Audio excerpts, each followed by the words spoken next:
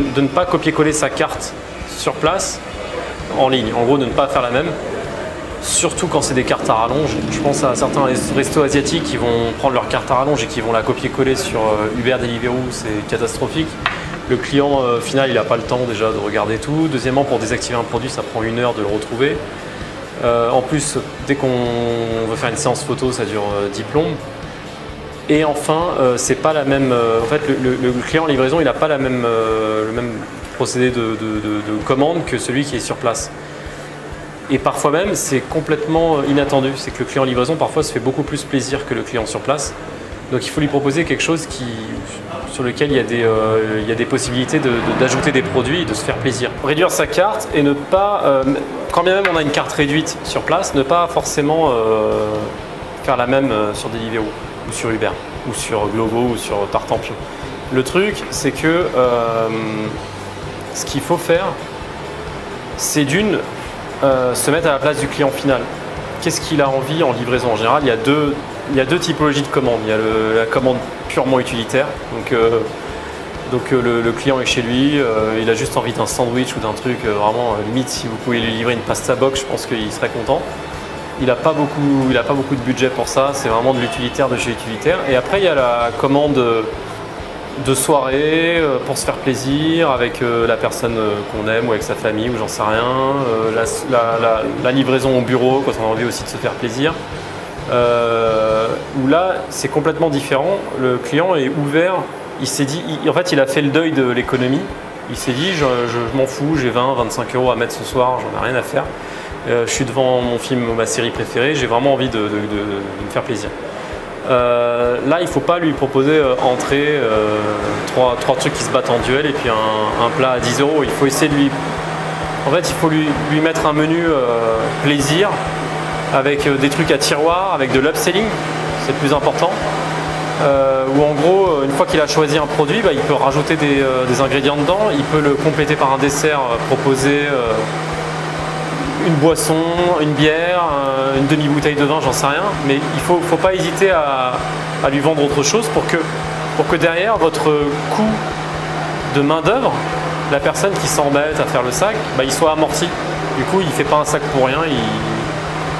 Et derrière, au-delà de l'aspect économique, la personne qui se fait livrer un joli sac bien emballé et complet et avec plein de choses dedans, parce qu'il était dans cette optique-là, c'est une personne qui est conquise par votre marque et qui est susceptible de la prendre en photo, de la poster sur les réseaux sociaux, d'aller voir sur place comment ça se passe. Donc imaginez que chaque client, c'est comme si c'était quelqu'un qui était attablé devant vous et qui est en train de vous regarder. Donc il ne faut pas balancer les trucs dans les sacs, faire n'importe quoi. Il faut vraiment ranger les choses, les couverts à leur place, les canettes à leur place. Et voilà. Et si évidemment il n'y a pas de couvert ou de serviette qui est demandé, ne pas en mettre parce que ce serait du gâchis. Le truc le plus simple, c'est les photos, mais faire des vraies photos. C'est-à-dire qu'en fait, il faut vraiment avoir un budget pour faire des photos qui en jettent. Je vous laisse vous débrouiller et trouver les photographes qu'il faut. Parce c'est pas juste une photo, il faut une vraie DA, il faut une direction artistique, il faut se dire quelle ambiance et qu'est-ce que je veux communiquer auprès de mon client. Donc ça, c'est vraiment un travail à part qui demande pareil, une grosse réflexion, c'est presque de la stratégie. Et c'est des photos qui de toute façon ne seront pas perdues parce qu'elles vous serviront aussi pour les réseaux sociaux, etc. La seconde chose, c'est au niveau de l'ordering, il faut le rendre le plus fluide possible avec une carte simplifiée. Pas de trucs trop à rallonge, mais en revanche, pratiquer l'upselling, donc des cartes à tiroir. On clique sur un produit, ça nous propose de rajouter un autre produit et donc de reconstituer un menu quelque part. Menu qui sera beaucoup plus valorisant pour le client final et sera plus plaisant à manger qu'un produit tout seul. Sauf pour le cas de la commande utilitaire, on en a déjà parlé tout à l'heure, donc voilà, ça on ne peut rien faire dessus.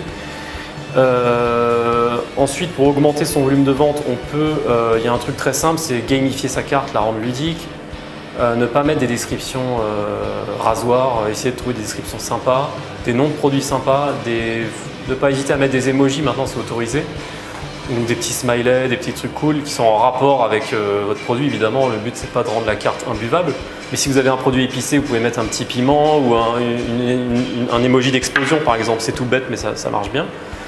ça paraît basique, mais évident, mais de la bonne cuisine.